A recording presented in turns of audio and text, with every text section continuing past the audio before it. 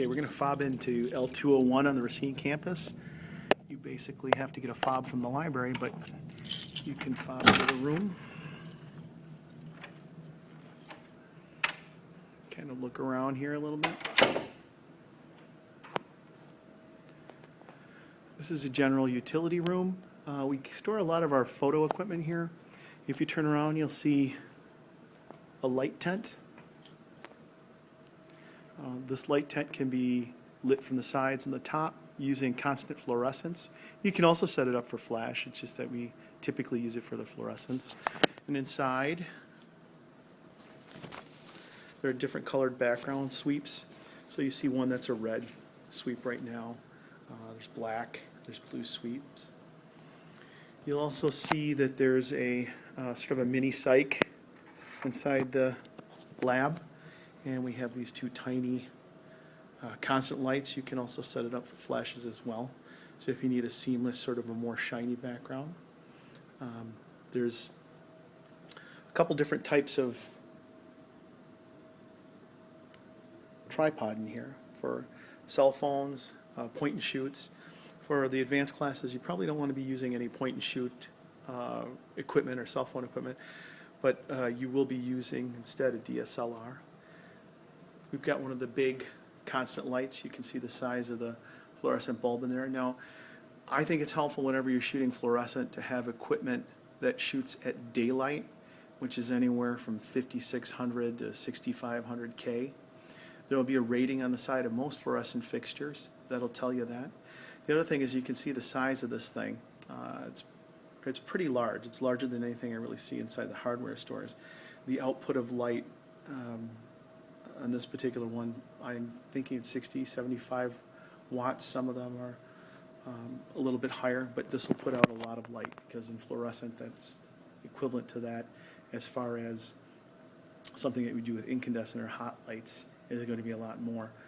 I like fluorescents also because if you're working with children or pets, they tend to run cooler, unlike halogen or some of the other type of hot lights that you have that are constant lights.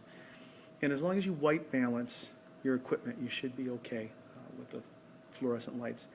The one problem sometimes with fluorescents is flicker. And these bulbs that are available through photo supply stores vibrate at a frequency that you should be safe photographing up to 1/200th of a second. There are others that are out there, however, that really start to vibrate at 1/60th, anything over 1/60th. So based on the fluorescent tube that you have and the type, you have to do a little research, or the fluorescent fixture. You might need to adjust your shooting style so that your speed is set a particular way. Inside the lab, you'll see a large cabinet, and these cabinets are kept locked for good reason. Inside the cabinet, we have some lighting equipment and some other equipment. The things that should be standardized on campus are these Yongnuo flash strobes that can be mounted on camera or off camera. I think the library may have them on the Elkhorn campus as well as the Racine campus. I maintain one or two inside the lab, and the rest are for checkout. See some remote triggers. These are very inexpensive, cheap remote triggers that can be put, this goes on the camera, and these get hooked up to the lights to trigger them remotely. So I've got some of those. They're very, very inexpensive. They're camera agnostic, meaning that they'll work with both Nikon as well as Canon. Some are very specific, so you want to be sure. I have a set of Canon-only triggers. These are my personal triggers that are put out by Yongnuo. They work very well with the Yongnuo flashes. One of them gets mounted on the camera. They're transceiver style, so one gets mounted on the camera and then the other gets mounted. There's tripods, I think, in both labs available, both the Elkhorn and the Racine lab. There's lighting stands. You can see up here they're sort of heavy-duty lighting stands to hold the Alien Bees lighting. Sometimes I bring in my own equipment, so I'll have a light box available that I'll bring into lab sometimes, not necessary to use the light box, but we have these umbrellas. And these umbrellas are convertible umbrellas. They contain both a reflective umbrella, if I can open that up, as well as a white shoot-through umbrella, which kind of, if you drape the black part of the umbrella over it, can behave a little bit like a soft box as well. You'll see beneath it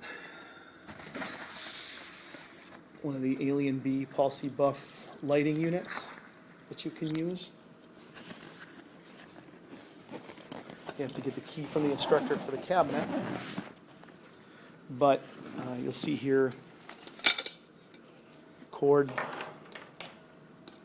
reflector, and then the Alien B unit. And the Alien B unit has a protective cover that covers the bulb.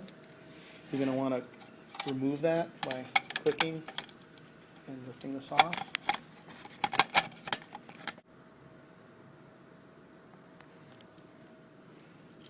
Please be careful not to touch the flash tube. There are incidents where the oils can cause problems with it. You'll see the constant light there. You're basically just going to line up. There's a hole. You see a hole inside the Alien B and a hole in the light. You're going to line these up. And I'm trying to do this with one hand here, but you're going to pinch on the side. You're going to pinch these so that the light reflector is in place. There we go. And you see the profile of it. On the back, you'll see the controls for Alien Bs. You may, those of you that own your own equipment, have a particular style of mono light or monoblock light that you like to work with is fine. The Alien Bs have a slide in the back to adjust the power of the flash. They have something that's a modeling lamp tracking. Okay, so this is a fully set up Alien B with the reflector umbrella. The way the reflector umbrella is going to work is we actually want to position it so that the back of the lamp is facing towards what it is we're photographing, because the light will actually bounce off of this and cast on your subject. So you can see on the back the tracking settings. You can also see how the light, modeling light, is set to track it. So if I kick up the power, it's going to adjust it with the iPhone video, but you can kind of see that. And then if you want to do a test, you can click on the test switch. You'll see a quick strobe flash based on the power. This does have a slave sensor built into it, so it can be triggered by using a flash if you do not have a triggered compliant camera. Otherwise, you're going to want to take one of these triggers, and it's going to go off when I set the trigger up too. Okay, one of these triggering units, plug it in the back of the Alien B, and then put, I should say receiving units, put the trigger on top of your camera. And you can also set the trigger off by pressing this button. So that will trigger the flash. You can put this inside your hot shoe, and you can shoot. Now we'll talk about some alternatives if you do not have access to these by being close to one of the campuses, and or you don't necessarily have the budget maybe to work with one of these strobes.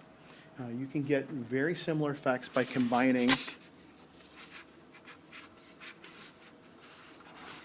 multiple flashes. So if you're on location, you're not always going to have a power cable or a battery backup unit to drag around to shoot with.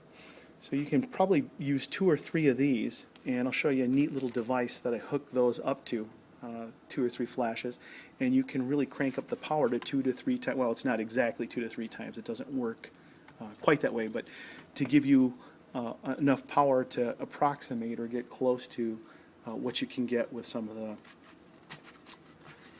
Alien B type strobes. Push that in there.